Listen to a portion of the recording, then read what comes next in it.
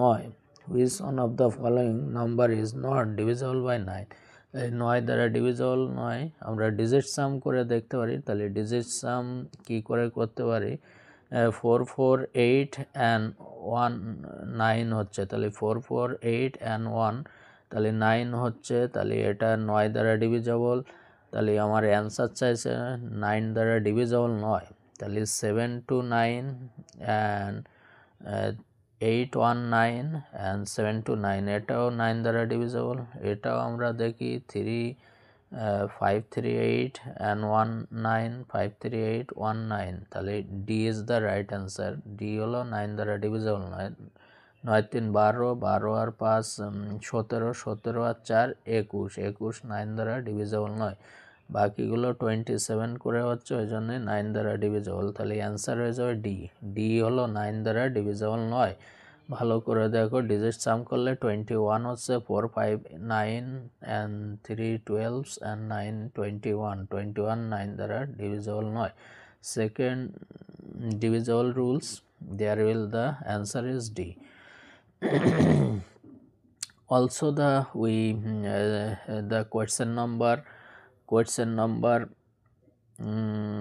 3 তে বলছে কোনটি 8 দ্বারা ডিভিজিবল নয় তো 8 মানে হলো লাস্ট 3 ডিজিট 8 মানে কি 2 কিউব 2 কিউব মানে কি লাস্ট 3 ডিজিট এই যে পাওয়ার 3 বের হলো এই 3টা আমি লাস্ট ইউনিট 3 ডিজিট আমি চেক করব যেটা 8 দ্বারা ডিভিজিবল হবে সেটাই 8 দ্বারা ডিভিজিবল হবে তাহলে এমন কিছু সংখ্যা আছে যা 8 দ্বারা তাহলে 8 নং 72 8 নং 72 প্রথমটা 8 দ্বারা ডিভিজিবল হচ্ছে 8 দিয়ে 112 যায় কিনা দেখে নিই 8 একে 8 4 8টা 32 এটাও ডিভিজিবল 5 8টা 40 তাহলে C is the right answer 412 8 দ্বারা ডিভিজিবল নয় 552 8 দ্বারা ডিভিজিবল কত হচ্ছে 27টা 56 6টা 48 48 আর 7 8 নং 72 তাহলে only answer the C C last 3 digit 8 দ্বারা ডিভিজিবল নয় মানে 412 8 দ্বারা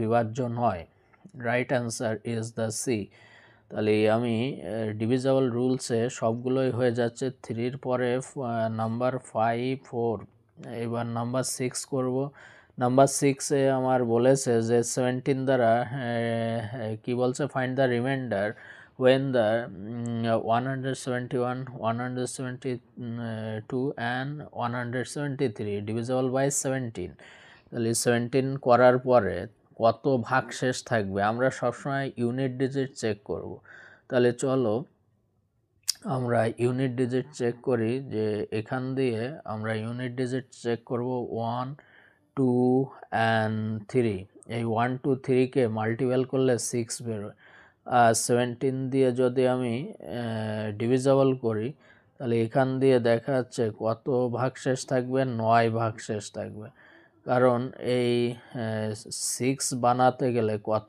দরকার 7-এর সাথে মাইনাস করলে 9 দরকার হবে 7 আর 9 হলে কত হবে 6 হবে ইউনিট ডিজিট তাহলে 7-এর সাথে কত যোগ করলে 9 যোগ করলে তাহলে রাইট অ্যান্সার এ হবে দেখা যাচ্ছে এইভাবে করলে আমাদের উইদিন এ সেকেন্ডের মধ্যে অ্যান্সার হয়ে যাবে এরা কিভাবে করেছে দেখি তো এরা করেছে হলো টোটালি গুণ করেছে করে 17 দিয়ে ভাগ করেছে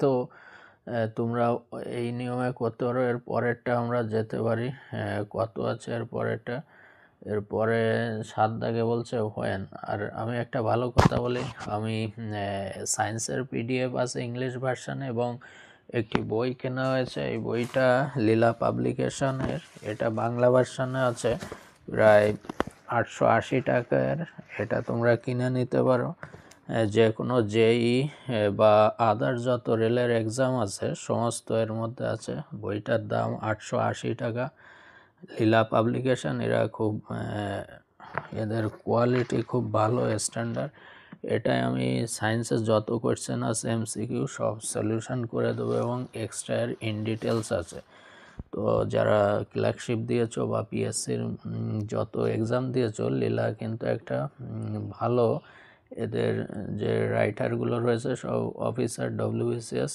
এদের রাইটিং স্কিল বা কোয়েশ্চেন লেভেলগুলো হাই স্ট্যান্ডার্ড থাকে। এবং প্রিভিয়াস কোয়েশ্চেন পেপার এখানে সলিউশন আমি প্রতিদিন রাত 10টায় করব, কারণ আমার নিজেরই পড়ানো থাকে, এই জন্যে প্রতিদিন রাত 10টায় লাইভে আসবো। ওকে, নেক্সট কোয়েশ্চেন সিম্পলিফিকেশানস বা নাম্বার সিস্টেম। কি বলা হচ্ছে, ইফ দ্য নাম্বার 6484y6, তাহলে ওয়াই জায়গায় কত নিলে 8 দ্বারা ডিভিজেবল হবে। তো 8 ডিভিজেবল রুলস আমি বললাম, 8 মানে 2 কিউব, তাহলে পাওয়ার 3 থাকলে আমরা লাস্ট 3 ডিজিট চেক করি, তাহলে 4y and 6, তাহলে ওয়াইয়ের জায়গায় কত নিলে মিনিমাম যে সেটা 8 দ্বারা ডিভিজেবল হবে, তাহলে 4y6, তাহলে 1 নিলাম, তাহলে 1 হ্যাঁ 1 নিলে হয়ে যাবে 416 8 দ্বারা ডিভিজেবল। কী করে বুঝতে পারলাম, 5 8টা 40, 8 2 16, তাহলে 1 নিলে মিনিমাম কোন ভ্যালুটা নিলে এটা ডিভিজেবল হবে, তাহলে রাইট অ্যান্সার হয়ে যাবে সি। তো এইভাবে আমাদের অপশান টেস্ট করলে, যেহেতু আমাদের MCQ পরীক্ষা, এটা তো আমরা 11 12 বা গ্র্যাজুয়েশন না যে তোমাকে দেখাতে হবে, এখানে option test is the best quickest solution. তাড়াতাড়ি 4টে অপশান টেস্ট করবে, ফটাফট হয়ে যাবে। এখানে তো আমার প্রত্যেকটা অ্যান্সারের জন্য 1 মার্ক করে। তো এটা আমি জেনারেল সায়েন্সটা একটু দেখিয়ে দিই। এখানে 14,000 কোয়েশ্চেন আছে আজ অবধি, TCS যত কোয়েশ্চেন করেছে এখানে সব আছে। এটা যারাই করবে, টেকনিশিয়ান থেকে শুরু করে যেই সব স্কোর 80+ হবে। আমি মনে করি এর বাইরে কোনো কোয়েশ্চেনেরা বানাতে পারবে না, সব লজিক একটাই। এখানে ফিজিক্সের কোয়েশ্চেনগুলো আমি একটু ডিসকাস করে নিই। এতক্ষণ ম্যাথ করালাম, সিম্পলিফিকেশান, প্রতিদিন ম্যাথ আর সায়েন্সটা করাবো, কারণ জিআইটা সবাই পারে, ইজি দেয়। জিআই নিয়ে কারোর সমস্যা নেই, সবার সমস্যা সায়েন্স আর ম্যাথ। তো ম্যাথ কী করে তাড়াতাড়ি করা যায় সেটা প্রতিদিন নাইট 10টার সময় লাইভে চলে আসবো। চ্যানেলটাকে অবশ্যই সাবস্ক্রাইব করে রাখবে। যেমন এখানে বলছে Newton's is unit to the measure. তো আমরা জানি নিউটনস ল, ফার্স্ট লতে আমরা জানি যে ইনার্শিয়া বা ল অফ দ্য মোশনস, বা যেটাকে আমরা বাংলায় বলি গতিজাড্য। তো জাড্য, স্থিতিজাড্য, গতিজাড্য, এটা নিউটনের ফার্স্ট ল। আরও ফার্স্ট ল থেকে আমরা জানতে পারি বলের সংজ্ঞা। সেকেন্ড লতে আমরা জানি বলের সমীকরণ, মানে F = mg, এটা সেকেন্ড লতে সমীকরণ পাই। থার্ড লতে আমরা জানি প্রত্যেক ক্রিয়ার বিপরীত ও প্রতিক্রিয়া আছে। সুতরাং যা চ্যাপ্টার ওয়াইজ আছে কোয়েশ্চেন প্রিভিয়াস পেপার, তার সাথে আমি ডেসক্রিপটিভেও বলে দেবো, কারণ সায়েন্সটা আমার সবসময় করাতে হয়। ICSE বোর্ড এছাড়াও স্টেট বোর্ড, সমস্ত বোর্ডে আমি ক্লাস 9 10 সমস্ত পড়ে, এবং ক্লাস 6 থেকে 10 অবধি সবাই পড়ে ফিজিক্স কেমিস্ট্রি। সুতরাং এটা আরও বেসিক ক্লিয়ার করে দেবো। এবার যাক তারপরের সেশন, আমরা সেকেন্ড কোয়েশ্চেনে যাই। If the SI unit of the sound wave frequency was the name. তো আমরা জানি সাউন্ডের ফ্রিকোয়েন্সি থাকলে হর্টস, HERTZ, তো বি অ্যান্সার হয়ে যাবে। কে আবিষ্কার করেছিল অনেক সময় আসে, কারণ হেনরিস রুডলফ হর্স এই সূত্রটা আবিষ্কার করেছিল। তো বিজ্ঞানীদের নাম অনুসারে তাদের ইউনিট বা মেজারমেন্টগুলো আমরা জানি, ইউনিট, SI ইউনিট বা CGS তাদের নাম অনুসারে হয়ে থাকে। তো হেনরিস রুডলফ হর্স তিনি ফ্রিকোয়েন্সি অফ দ্য সাউন্ড জানি আমরা, একটা ল এখানে আমরা জানি, যেহেতু ম্যাথ দেয়নি, কিন্তু অনেক সময় ফ্রিকোয়েন্সির ম্যাথ আসে। কি আসে, V = n lambda. n lambda, lambda হলো আমরা জানি ওয়েভ লেন্থ, nটা জানি হলো ফ্রিকোয়েন্সি, আর ভিটা হলো ভেলোসিটি অফ দ্য সাউন্ড। তো আমরা জানি n = 1/t, টিটাকে আমরা জানি টাইম পিরিয়ড, মানে হলো কি পর্যায়কাল। তো এইগুলো আমি করিয়ে দেবো, এগুলো সচরাচর আমাকে ICSE বোর্ডে ওদের করাতে হয়, ফিজিক্সের ম্যাথ বা কেমিস্ট্রির সমস্ত অর্গানিক পোর্শনস। তো 9 10 অলরেডি আমার করাতে হয়, তোমাদের ডেসক্রিপটিভও করিয়ে দেবো একবারে, যাদের এসআই রয়েছে WBSI। হ্যাঁ, রেলের সাথে সাথে এসআইতেও কিন্তু প্রচুর সায়েন্সের কোয়েশ্চেন আসছে।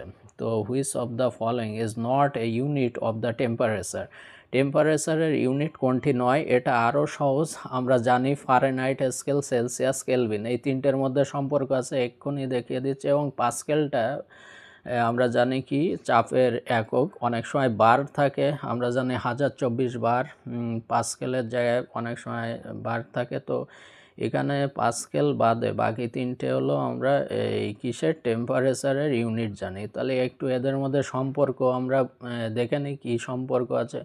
তো আমরা জানি সেলসিয়াস স্কেলে 0-তে কে যখন 100 ডিগ্রি সেন্টিগ্রেডে যায়, তো ম্যাক্সিমাম আমার হলো 100 ডিগ্রিতে জল ফুটে যায়। তাহলে C-0 by 100-0 low temperature is equal to Fahrenheit স্কেলে লো টেম্পারেচার কত? Starting 32 Fahrenheit minus 212 minus 32। তাহলে এদের মধ্যে সম্পর্ক কত আসলো difference? C/100 equal to F-32 ভাগ 180, কাটাকাটি করলে আসবে C/5 is equal two F-32/9। এগুলো সূত্র আকারে এইভাবে দেওয়া থাকে। আর কেলভিন স্কেলের সাথে ডিগ্রি সেলসিয়াস স্কেলের একটা সম্পর্ক রয়েছে, যেটা অনেক সময় আসে 273.15 মাথার উপর ডবল দাগ, মানে মিনিট বোঝায় ওটাকে, plus degree centigrade, plus degree centigrade. এটা হলো কেলভিন এবং সেন্টিগ্রেড স্কেল। -273 ডিগ্রিকে আমরা বলি পরম শূন্য উষ্ণতা। অনেক সময় পরীক্ষা আসে ফারেনহাইট স্কেল এবং সেলসিয়াস স্কেলের মধ্যে কত ইউনিট এরা সমান হয় এই দুটো স্কেল। তো -40 degree Fahrenheit equal to -40 degree centigrade. তাহলে -40 ইজ দ্য রাইট অ্যান্সার হবে এখানে। এই সমস্ত কোয়েশ্চেন এরপর আসবে, যেহেতু এখানে ইউনিট আছে, ইউনিটের চ্যাপ্টার, এর পরে সেগুলো পাওয়া যাবে। তো চলো পরের কোয়েশ্চেন আমি আগে দেখে নিই কত মিনিট টাইম হলো। তো তাহলে আরও কয়েকটি কোয়েশ্চেন করা যায় ফটাফট। The SI unit of the electrical resistivity এখানে হলো কি হবে? আমরা জানি ওম মিটার। কেন ওম মিটার হবে? তাহলে আমরা জানি যে রোধ আর রোধাঙ্ক দুটোর মধ্যে পার্থক্য আছে। রোধ হলে হতো ওহমস আর রোধাঙ্ক হলে হবে ইটা, যার এর মধ্যে একটা সম্পর্ক আছে। আমরা জানি যে রোধাঙ্কর একটা সম্পর্ক আছে, কি সম্পর্ক আছে? ইটা L/A। আমরা জানি ইটাকে বলি রোধাঙ্ক এবং তার দৈর্ঘ্য বাই এরিয়ার সাথে এদের ব্যস্ত আনুপাতিক সম্পর্ক capital R is equal to eta by L/A। তার মানে এই একটা সম্পর্ক জানি। এবং রোধাঙ্কের সাথে কি সম্পর্ক? Ohm metre. ওহম মিটার থাকলে বুঝতে হবে এটাকে বলছে রোধাঙ্ক, আর ওহম থাকলে বুঝতে হবে এটাকে রেজিস্ট্যান্স বলছে। তাহলে রেজিস্টিভিটি হলো রোধাঙ্ককে বোঝায়, আর রেজিস্ট্যান্স মানে হলো ওহমকে বোঝায়। রোধ আর রোধাঙ্ক দুটো আলাদা। আর ইজ ইকুয়াল টু এটা L/A, দৈর্ঘ্য বাই এরিয়া। চলো তারপরে বেসিক ক্লিয়ার করব, শুধু MCQ করলে হবে না, তার সাথে ডেসক্রিপটিভ জানতে হবে, তা নাহলে কোনো কোয়েশ্চেন ঘুরিয়ে দেয়। TCS কখনোই সোজা সাপটা কোয়েশ্চেন করবে না, সবসময় কোয়েশ্চেন মেইন বই ফলো করতে হবে, তারপরে হলো MCQ করতে হবে। আচ্ছা, commercial unit of the electric energy, commercial unit of the electron কী হবে? কিলো ওয়াট আওয়ার হবে। কিলো ওয়াট আওয়ার কেন হবে? শুধু কি উত্তর সি দেওয়া আছে সেটা হবে? তাহলে ব্যাখ্যা করতে হবে কিলো ওয়াট আওয়ার। আমরা জানি কখন ওয়াট ইউজ হয়? ক্ষমতা। তাহলে ক্ষমতা যখন থাকে আমরা জানি এনার্জি মানে কি? শক্তি। তাহলে শক্তির সমীকরণ, যখন শক্তি এখানে আছে আমরা জানি এনার্জির একটা ইকুয়েশান আছে, E ইজ ইকুয়াল টু, আমরা কাইনেটিক এনার্জি আর পোটেনশিয়াল এনার্জি জানি, পোটেনশিয়াল এনার্জি mgh, এর সাথে হলো নিউটনের ল কিছুটা মিলে যাচ্ছে। কোন লটা? সেকেন্ড যে সূত্রের সমীকরণ আছে F is equal two mg। তাহলে mgটা আমরা জানি পৃথিবীতে যে কোনো বস্তুর তার নিজস্ব ভর আছে, মাস আছে, আর gটা হলো অ্যাসাইলেশনস। তাহলে প্রত্যেকটা বস্তুই একটা বল, যতক্ষণ না বাধা পাবে, খাটও যদি বাধা না পেত মাটির নিচে পড়ে যেত, যতক্ষণ মেঝে আছে বাধা দিচ্ছে। তো পৃথিবীতে আমরা চোখে যে কোনো বস্তু দেখি সবই একটা বল, যার জন্য আপেলটাও কিন্তু একটা জড় পদার্থ। যেই নিউটনের মাথায় পড়লো তখন তার ভাবনা আসলো যে F = mg। তাহলে প্রত্যেকটা বস্তু যতক্ষণ না বাধা পাবে আপতনভাবে সে গতিশীল থাকবে। আর যেমন লাইট হলো সরল রেখায় ছাড়া যেতে পারে না, গতিও কিন্তু সোজা বা সরল রেখায় যায়, বক্ররেখায় এরা যেতে পারে না। একটা বলকে যখন ওপরে ছুড়ে দিই, সবাই বলো তো বলটাকে ওপরে ছুড়লে ত্বরণ হয় না মন্দন হয়? তাহলে বলটাকে ওপরে ছুড়লে সময়ের সাপেক্ষে বেগ পরিবর্তনের হারকে ত্বরণ বলে। তাহলে একটা প্রাথমিক বেগ থাকে আর একটা অন্তিম বেগ থাকে, এদের মধ্যে যে ডিফারেন্স হয় সেটা যদি সময়ের সাথে হার করা যায় সেটাকে আমরা ত্বরণ বলি। আর বেগ = আমরা কি জানি, ডিসপ্লেসমেন্ট বাই টাইম, মানে সরণ বাই টাইম। সরণ একটা ভেক্টর রাশি, কারণ কি স্পিড আর সরণের মধ্যে পার্থক্য আছে, কেউ কি বলতে পারবে? তাহলে আমরা জানি যে সরণ একটি ভেক্টর রাশি। ভেক্টর রাশি মানে কি, আর স্কেলার রাশি মানে কি, যার দিক ও মান আছে। তাহলে একটা ট্রেন যদি গোবরডাঙ্গা থেকে ঠাকুরনগরের দিকে আসে সেটা পূর্ব দিকেই ভাবলাম, যদি গোবরডাঙ্গা থেকে শিয়ালদার দিকে যায় তাহলে আমার সাপেক্ষে সে পশ্চিম দিকে যাচ্ছে। তার জন্য আমরা বলছি এটা সরণ ডিসপ্লেসমেন্ট। আর ডিস্টেন্স হলো যার ফিক্স একটা দূরত্ব আছে, তার কোনো ডাইরেকশন মেনটেন হচ্ছে না, যেমন ভলিউম, যেমন এরিয়া, যেমন স্পিড, এগুলোকে আমরা বলি স্কেলার রাশি। অনলি মান আছে, কোনো ডাইরেকশান নেই। তো এইগুলো আমি বেসিক টু অ্যাডভান্স লেভেল করিয়ে দেবো। কোনো ফিজিক্সের বা কেমিস্ট্রি বা ম্যাথের যে কোনো নিউমেরিক্যাল থাকুক সব আমি A to Z করিয়ে দেবো, নো টেনশনস। ওকে, দেখা হবে নেক্সট নাইট। ওকে, বাই বাই।